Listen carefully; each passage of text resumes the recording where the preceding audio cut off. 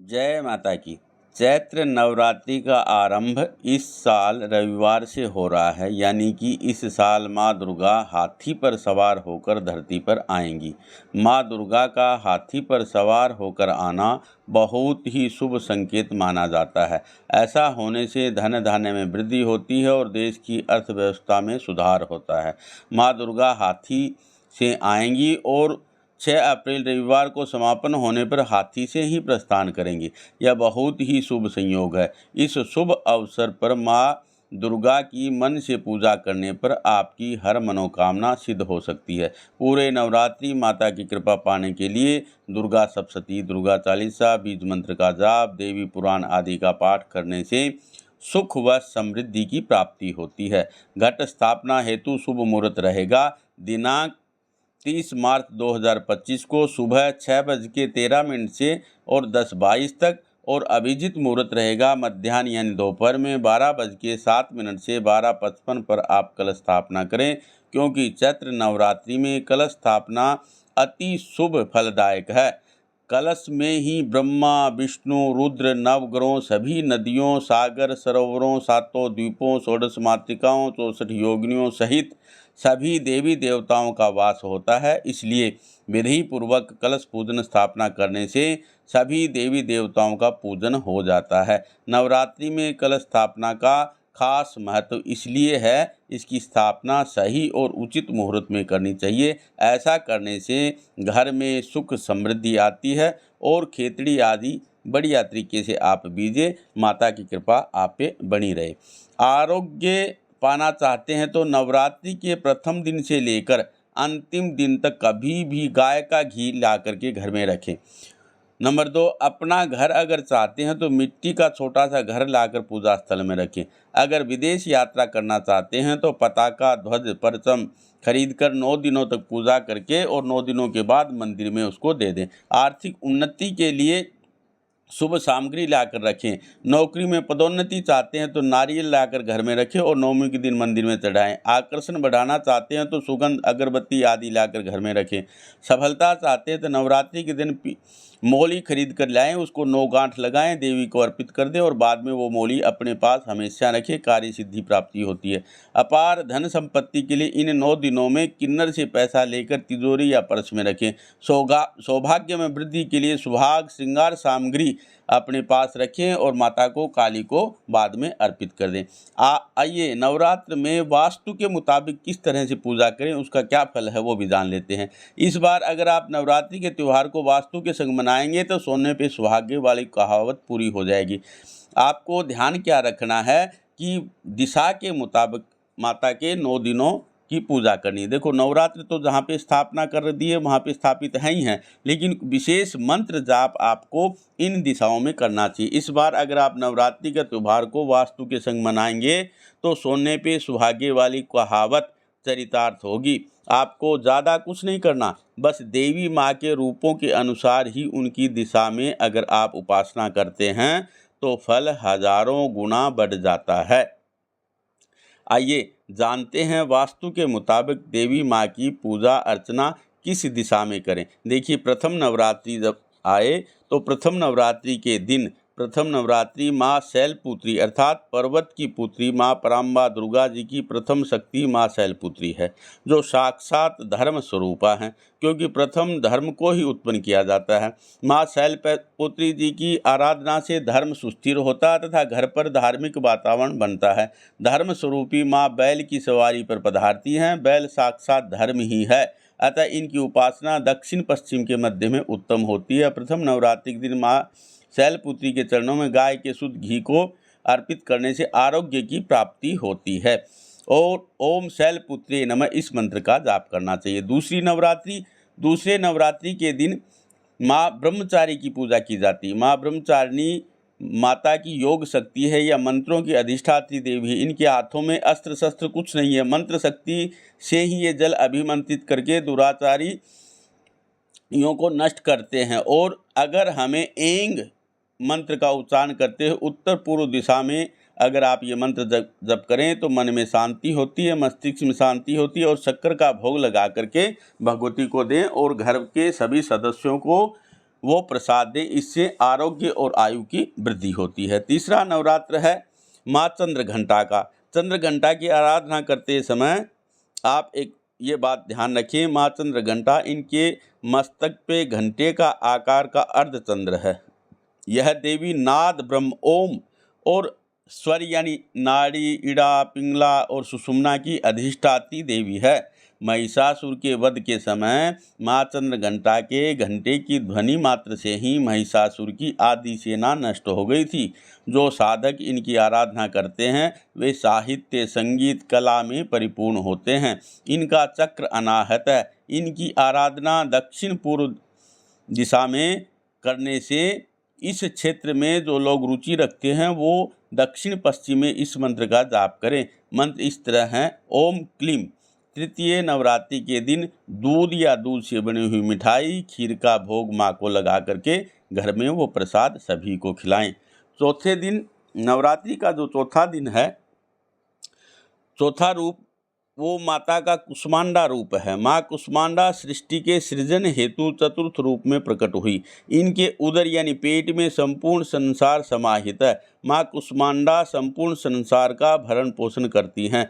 माँ का ध्यान और आराधना उत्तर पश्चिम दिशा में करने से बहुत लाभ मिलता है।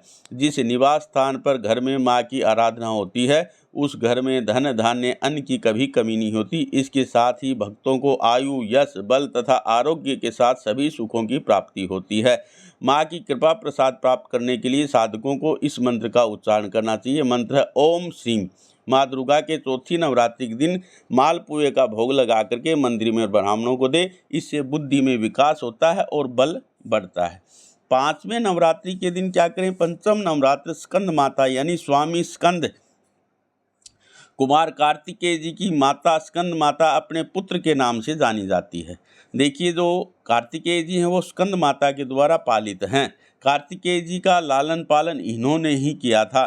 भगवान शंकर व स्कंद माता की कृपा से ही स्वामी कार्तिक जी देवताओं के सेनापति हुए और देवताओं को विजय दिलाई और राक्षसों का, दानवों का वध किया। नवरात्रि के पंचम दिन माँ दुर्गा के स्कंद माता स्वरूप की पूजा की जाती है।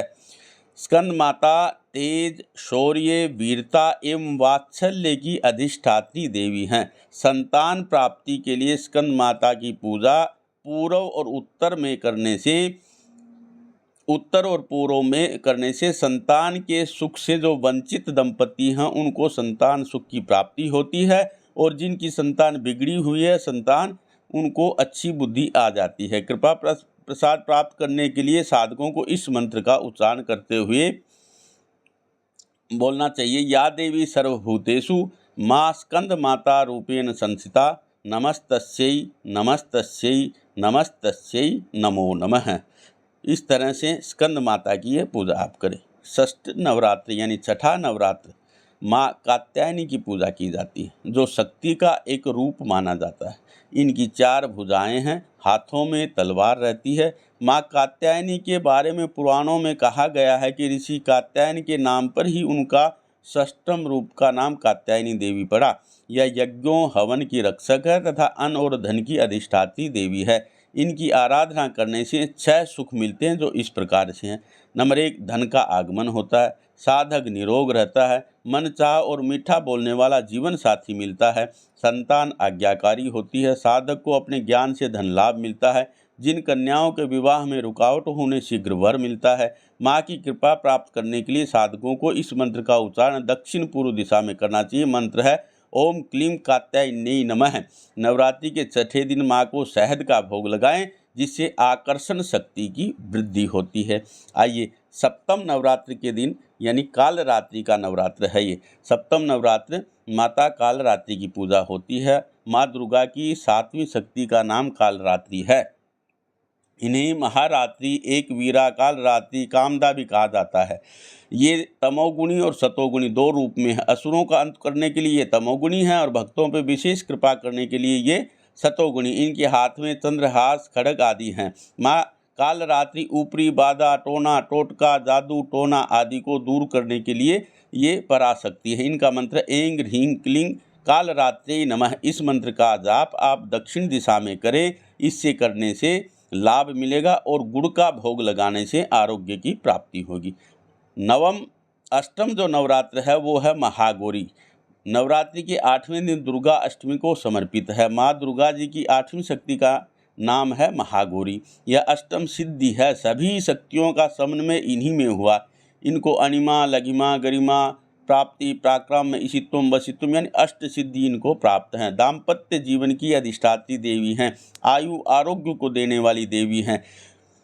और माँ का ये रूप और माँ का ये जो मंत्र, कष्ट और जीवन के जो भी दाम्पत्य कष्ट हैं वो दूर होते हैं। मंत्र है शरणागत दीनार्ता परित्राण परायणे सर्वस्यार्ति हरे देवी नारायणी नमोस्तुते। और इनको मालपुए का भोग लगा करके ब्राह्मण को दान देने से माँ प्रसन्न होती हैं। नवम नवरात्रि, इनके साथ ही दुर्गाष्टमी व नवमी को निम्न मंत्र का जाप करने से विशेष फल की प्राप्ति होती है। देहि सौभाग्यम आरोग्यम, देहि में परमम सुखम, रूपम देहि जयम देहि, यशो देहि दिशो देहि।